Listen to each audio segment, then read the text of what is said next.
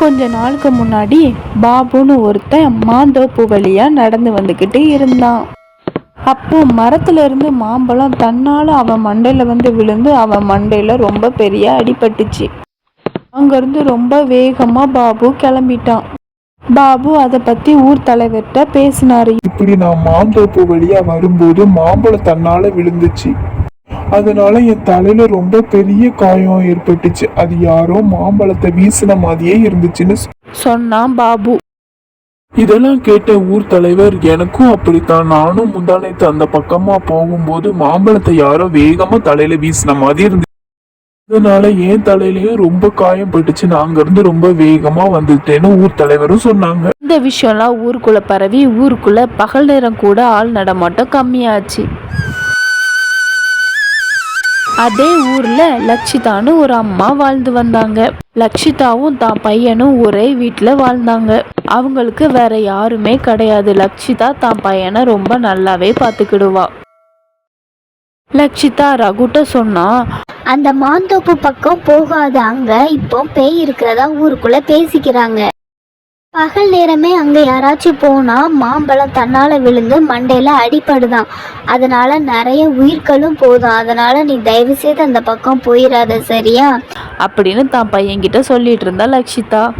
அம்மா சொல் பேச்ச சுத்தமா கேட்காம காலையில நேரத்துல அங்க போய் மாம்பழம் எவ்வளவு இருக்குன்னு பார்க்க போனா ரகு. இப்போ எடுத்துட்டு வீட்டுக்கு போனா அம்மா கண்டுபிடிச்சிருவாங்கன்னு அந்த மாம்பழத்தெல்லாம் அங்கேயே வச்சுட்டு இரவு நேரம் போலான்னு அவன் மனசுக்குள்ள நினைச்சான். தனக்கு இருந்த ராகுல் ஃப்ரெண்டுகிட்ட அந்த விஷயத்த பத்தி சொன்னான். மாந்தோப்புல உள்ள மாம்பழத்தை பறிக்க எல்லாரும் பயந்து அங்க மாம்பழம் ரொம்ப நிறைய இருக்கு. அது மட்டும் இல்லாம மாம்பழம் ரொம்ப டேஸ்டா இருக்கு. இரவு போய் பறிக்க போறேன்னு சொன்னான். அன்னைக்கு இரவே எப்பவும் அம்மா கூட தூங்குற ரகு இன்னைக்கு கீழே இறங்கி படுத்துக்கிட்டான். அம்மா நான் கீழே படுத்துக்கிறேன்னு சொல்லி கீழே படுத்து தூங்க ஆரம்பிச்சான். அதுக்கப்புறம் கொஞ்ச நேரம் கழிச்சு அம்மா தூங்கிட்டாங்களான்னு அவன் முழிச்சு பார்க்க ஆரம்பிச்சான்.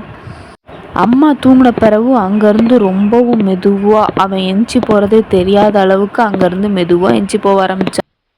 ரொம்பவும் மெதுவாக அங்கேருந்து மெதுவாக வெளியே வந்து கதவை பூட்டிட்டு அந்த மாமரத்தோப்பை நோக்கி ரகு போக ஆரம்பித்தான். கையில் ஒரு பையன் எடுத்துட்டு மாம்பழத்தை இன்னைக்கு பறித்து சாப்பிடணும்னு ரொம்ப ஆசையாக அங்கே போனான். ஆனால் அந்த மாமரப்பை அங்கே தான் இருந்துச்சு. அவனை பார்த்ததும் அவனை மயக்காடையே செஞ்சிட்டு அங்கேயே ரகு மயங்கி விழுந்துட்டான். அதுக்கப்புறம் கொஞ்ச நேரம் கழிச்சு வீட்டில் தூங்கிட்டு இருந்த லக்ஷிதா திடீர்னு முழிச்சு பார்த்தா. தான் பையன் எங்கே போனான், அவனை காணும்னு ரொம்ப பதறி போயிட்டா. அங்கேருந்து ரொம்பவும் வேகமாக வெளியே வந்து பார்க்க ஆரம்பிச்சா. தான் பையன் எங்கே போனான்னு. ரகு ரகுன்னு சத்தம் போட்டுட்டே ஊர் நடுவில் போய் கத்த ஆரம்பிச்சா லக்ஷிதா. அவள் சத்தத்தை கேட்டு அவளோட ஃப்ரெண்ட்ஸ் எல்லாரும் அங்கே வந்து என்ன ஆச்சு அக்கா, என்ன ஆச்சுன்னு கேட்டாங்க. ரகு என் கூட தான் படுத்திருந்தான். ஆனா இப்ப பார்த்தா திடீர்னு காணாம போயிட்டான். எங்க போனான்னு தெரியல அக்கா புலம்புனாங்க. கொஞ்சம் எல்லாரும் வாங்கலாம் போய் ரகுவை தேடலாம்னு சொன்னாங்க.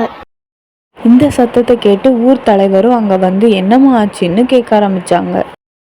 சரி, எதை நினைச்சும் பயப்படாத, ரகு எங்கேயும் போயிருக்க மாட்டான், அந்த மாம்பழ மரத்துக்கிட்ட போயிருக்கலாம், நம்ம அங்க போய் பார்க்கலான்னு ஊர் தலைவர் சொல்லி லக்ஷிதாவை கூட்டுட்டு அங்க போனாங்க எல்லாரும். லக்ஷிதா, ஊர் தலைவர், அப்புறம் ரகுவோட ஃப்ரெண்ட்ஸ் எல்லாருமே சேர்ந்து அந்த மாமரத்துக்கிட்ட ரொம்ப வேகமாக போக ஆரம்பித்தாங்க. அங்கே போய் பார்த்தா அந்த பேய் அவனோட சக்தியை வச்சு அவனை மயக்காடையே செஞ்சிருச்சு. அதை பார்த்து லக்ஷிதா கதறி கதறி அழ ஆரம்பித்தா. அதுக்கப்புறம் அந்த ஊர் மக்கள் யாரும் அந்த மாமர பக்கத்திலே போகிறதில்ல.